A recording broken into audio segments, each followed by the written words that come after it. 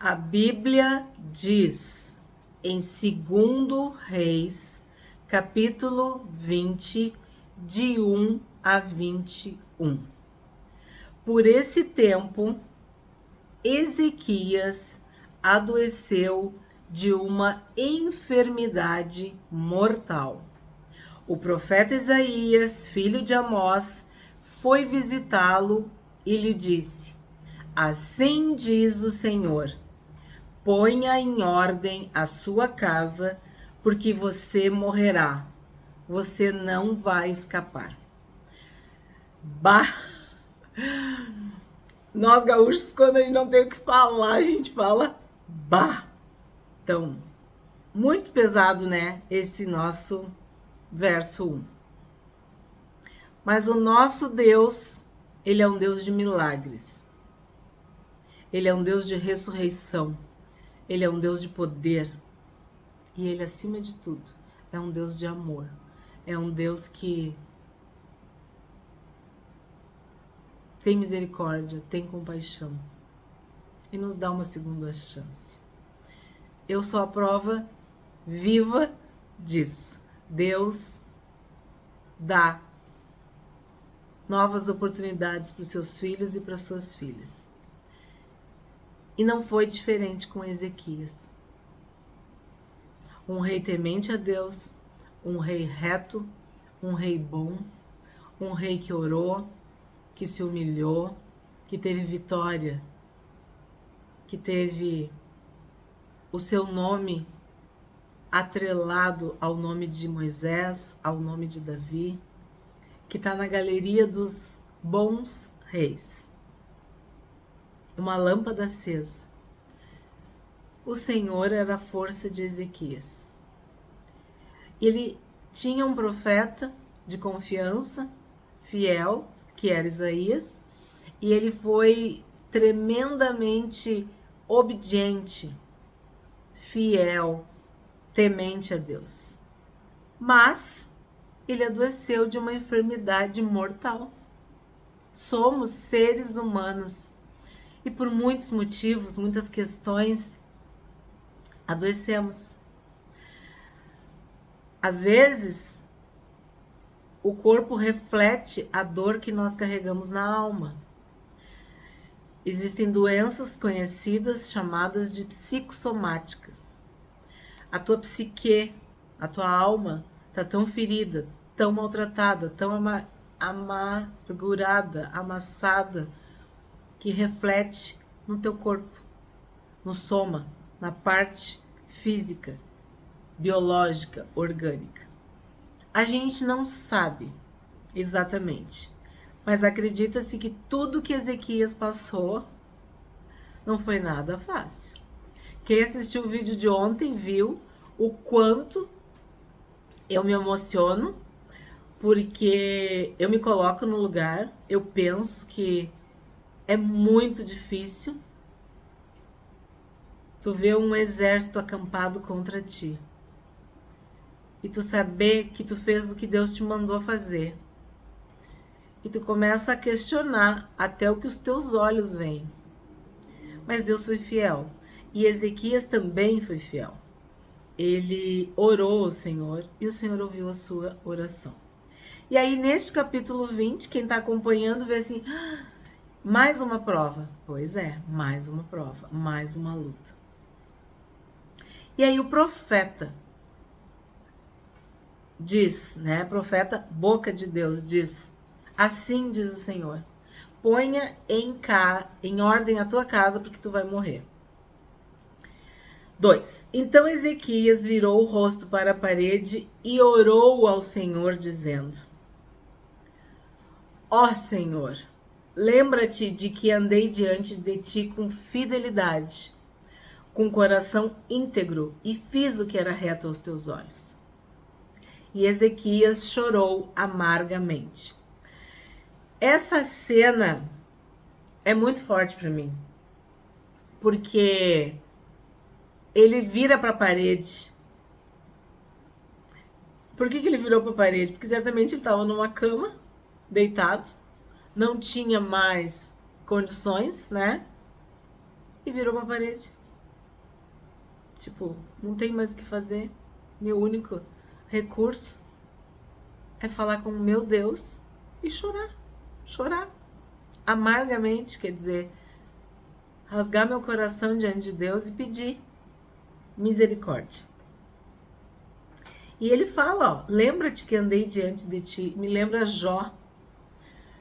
Que Jó era temente a Deus, porque a Bíblia diz que ele era temente a Deus. E ele passou por todas aquelas provações. E a gente pensa assim, mas por que eu tô passando por isso? O que eu fiz? Qual é o meu pecado? Senhor, não me repreenda na tua ira, não me castiga no teu furor. Ó, Senhor, não vira as costas para mim. Quer dizer, a gente implora, a gente suplica para que Deus tenha misericórdia. E ele chorou amargamente.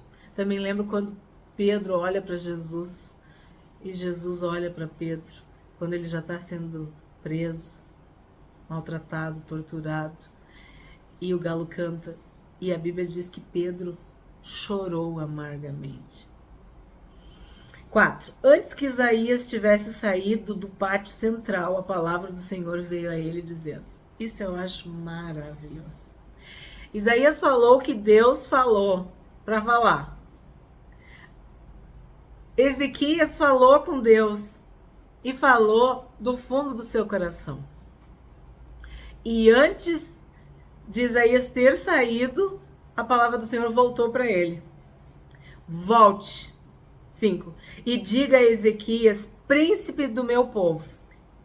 Assim diz o Senhor, o Deus de Davi, seu pai. Ouvi a sua oração e vi as suas lágrimas. Eis que eu vou curá-lo. E ao terceiro dia você subirá à casa do Senhor. Eu já estou aqui também, emocionada. Porque quem anda com Deus experimenta milagres, experimenta livramentos, experimenta o poder de Deus, experimenta respostas, orações respondidas. A Bíblia diz que nós vivemos de fé em fé, de glória em glória, de graça sobre graça, de que nós somos como a luz da aurora que vai brilhando cada dia mais até ser o dia perfeito. Que aquele que começou a boa obra nas nossas vidas não deixa pela metade, ele vai concluir, ele vai completar. Então eu entendo que tudo faz parte de um todo maior, da vontade perfeita de Deus para as nossas vidas. Mas se nós olharmos especificamente para alguns capítulos da nossa vida, a gente pensa assim, onde é que estava Deus aqui? O que aconteceu aqui? Mas há uma história que diz que quando a gente está desesperado, se sentindo só, é quando o Senhor está nos carregando no colo, né? Tem uma história assim. E eu vejo isso aqui em Ezequias, eu vejo. Eu ouvi a tua oração e eu vi as tuas lágrimas. Às vezes tem coisas na nossa vida que sim, é pra gente chorar, se escabelar, se rasgar na presença de Deus, para que Ele, no tempo certo, nos exalte. A gente se humilha sob a potente mão de Deus, sob a poderosa mão de Deus. E Ele, no tempo certo, de acordo com o que Ele vê no nosso coração, se Ele se agrada do que tem no nosso coração, na nossa alma, Ele se inclina. Lembra? A oração do justo, Deus ama, Ele espera, Ele quer ouvir a nossa oração.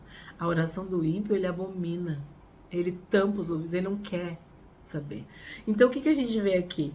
Mais uma vez que Ezequias era justo, que era temente, era obediente, era sincero e estava passando por uma provação. E aí Deus diz, eu ouvi a tua oração e vi as tuas lágrimas. Eis que eu vou curá-lo. Tu não quer ouvir isso de Deus? Que Deus ouviu a tua oração? Tu não quer ter certeza de que Deus viu as tuas lágrimas? A Bíblia diz que Ele recolhe as nossas lágrimas no seu odre. Que Deus não entristece nenhum dos seus filhos porque Ele quer. É porque é necessário. É porque muitas vezes é preciso.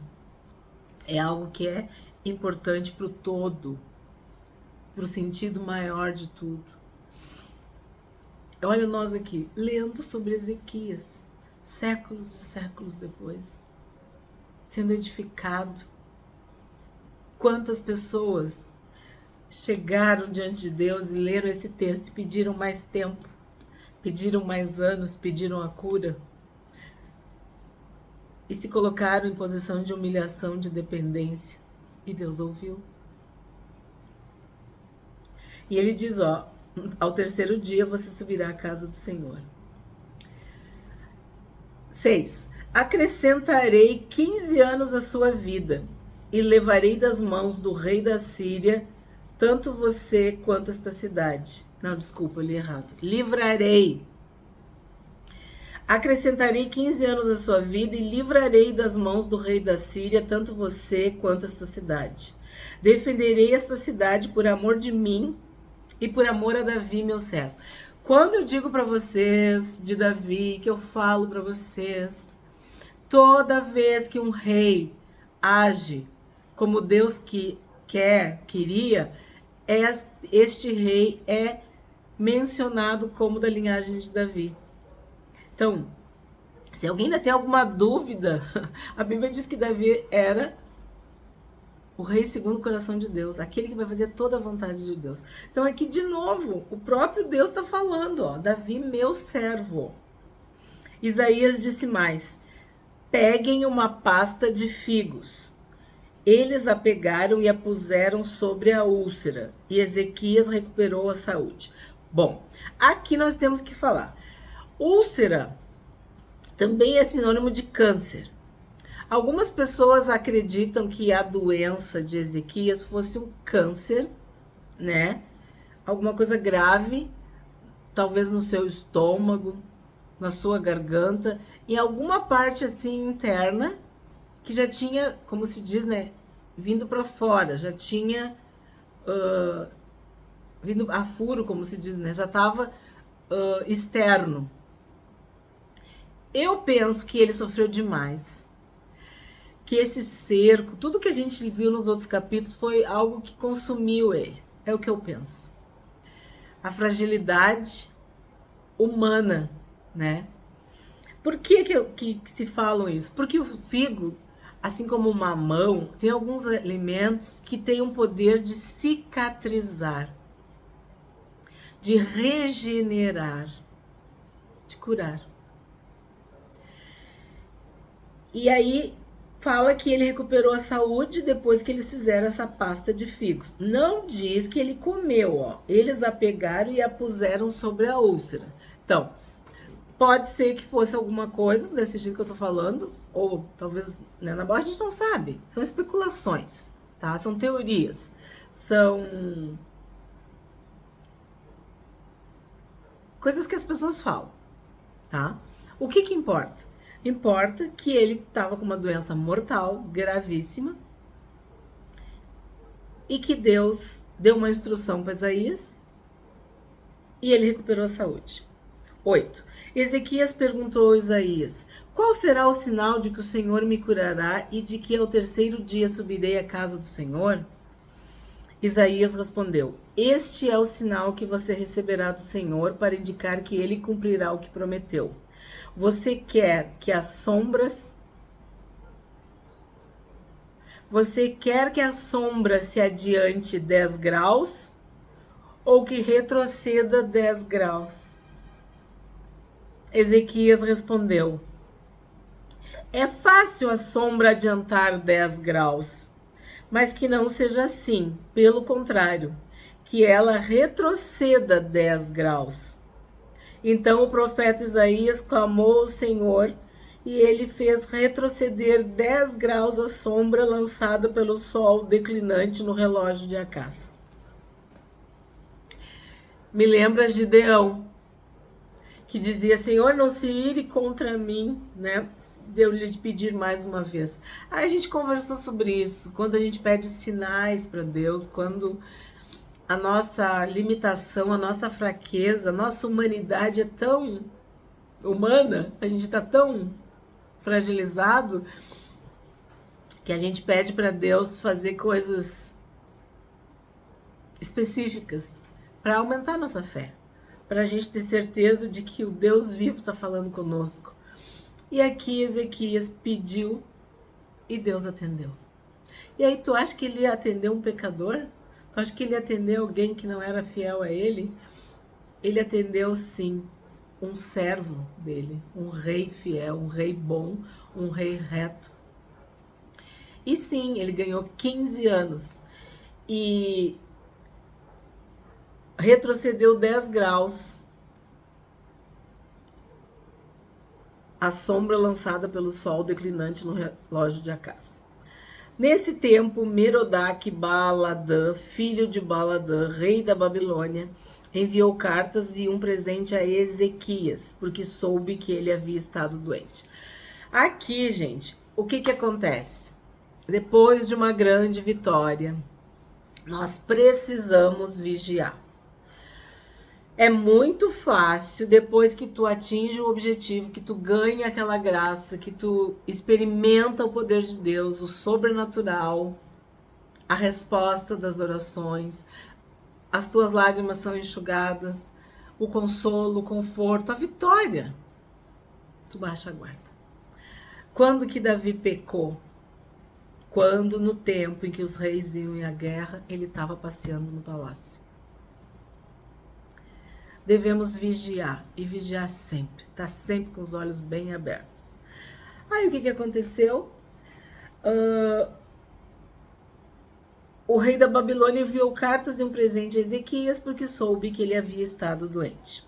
Ezequias recebeu bem os mensageiros e lhes mostrou toda a casa do seu tesouro: a prata, o ouro, as especiarias, os óleos finos, o seu arsenal e tudo o que havia nos seus tesouros. Não houve nada em seu palácio, nem em todo o seu domínio que Ezequias não lhes mostrasse. Então o profeta Isaías foi falar com o rei Ezequias e lhe disse: que foi que aqueles homens disseram e de onde vieram? Ezequias respondeu: vieram de uma terra distante, da Babilônia. Isaías perguntou: o que eles viram no seu palácio? Ezequias respondeu: viram tudo o que há em meu palácio. Não houve nada nos meus tesouros que eu não lhes mostrasse. Vou parar aqui. A Babilônia é o próximo, vamos dizer, cativeiro. É o próximo inimigo. Não é porque tu venceu um que não vai vir o dois. Não é porque tu venceu o dois que não vai vir o três. Né? Ou o primeiro, o segundo, o terceiro. Essa é uma lição para nós. Estudamos em Efésios. Depois de vencer tudo, depois de vencer o dia mal, permanecer inabalável. Estamos vendo na palavra de Deus quantos exemplos. Que tu tem uma vitória, tu tem uma graça e tu baixa a guarda, tu baixa as armas, tu para de vigiar, tu para de ler a Bíblia, tu para de orar, tu começa a achar que tá tudo bem. O inimigo não descansa. Ele quer roubar, matar e destruir. Nós estamos numa guerra. Temos que estar sempre com a armadura, sempre atentos, sempre vigilantes. E o que aconteceu? Ezequias recebeu a cura, estava bem, e olha, ele recebeu um presente. O rei enviou cartas e um presente, quer dizer, ele se sentiu valorizado, se sentiu importante. E olha o que ele disse, que isso é muito sério para nós. Não houve nada nos meus tesouros que eu não lhes mostrasse. O que significa? A gente só deve abrir o nosso coração, os nossos tesouros, aquilo que é precioso para o nosso Deus. Nunca devemos dar as costas para o inimigo. Nunca devemos convidar o inimigo para sentar à mesa. Temos que estar sempre de olhos e ouvidos bem abertos. O que o Senhor Jesus disse? Orai e vigiai. Aí o que Isaías falou para Ezequias no verso 16? Ouça a palavra do Senhor. Eis que virão dias em que tudo o que houver no seu palácio, isto é, tudo o que os seus pais ajuntaram até o dia de hoje, será levado para a Babilônia. Não ficará coisa alguma, diz o Senhor. Alguns dos seus próprios filhos, gerados por você, serão levados para que sejam eunucos no palácio do rei da Babilônia. Então Ezequias disse a Isaías: boa é a palavra do Senhor que você falou, pois ele pensava assim: enquanto eu viver, haverá paz e segurança. Aqui ele fala igual a Salomão: ah, tá, não é nos meus dias, então eu tô aliviado. Porque ele já tinha sofrido tanto, né? Já tinha passado por tanta situação que ele pensou: ah, tá, não é nos meus dias, então eu consigo respirar. 20. Quanto aos demais atos de Ezequias, a todo o seu poder, como fez o tanque e o aqueduto e trouxe água para dentro da cidade, não está tudo escrito no livro da história dos reis de Judá? Ezequias morreu e Manassés, seu filho, reinou em seu lugar. Então a história do rei Ezequias termina assim, né? Deus dando mais 15 anos para ele tendo paz e segurança, mas essa profecia nós sabemos que se cumpriu. O que nós podemos aprender hoje com este vídeo, com este capítulo? A história de Ezequias é muito emocionante, inspiradora. Ele passou por muitas vitórias e neste capítulo específico ele adoeceu mortalmente. O profeta Isaías disse para ele: põe a tua casa em ordem, porque tu vais morrer. E Ezequias chorou muitíssimo. Ele se humilhou, ele clamou, ele orou, ele implorou ao Senhor. E Deus teve misericórdia e lhe acrescentou mais 15 anos. O livrou das mãos do rei da Síria e defendeu a cidade de Jerusalém por amor ao rei Davi. Então a gente, entre aspas, vê um final feliz para Ezequias. E aprendemos que não devemos baixar a guarda ou colocar os nossos tesouros aos olhos dos inimigos ou do inimigo. Devemos guardar, nos resguardar, vigiar, orar, manter a nossa vida na presença de Deus. Porque situações acontecem, pessoas se aproximam muitas vezes das nossas vidas para nos ferir, para nos maltratar, para nos enganar, para nos prender de alguma forma. Às vezes é uma enfermidade, outras vezes é uma amizade. É ficar próximo demais do perigo, próximo demais do fogo. Flertar com o inimigo. Que nós possamos orar e vigiar o tempo todo.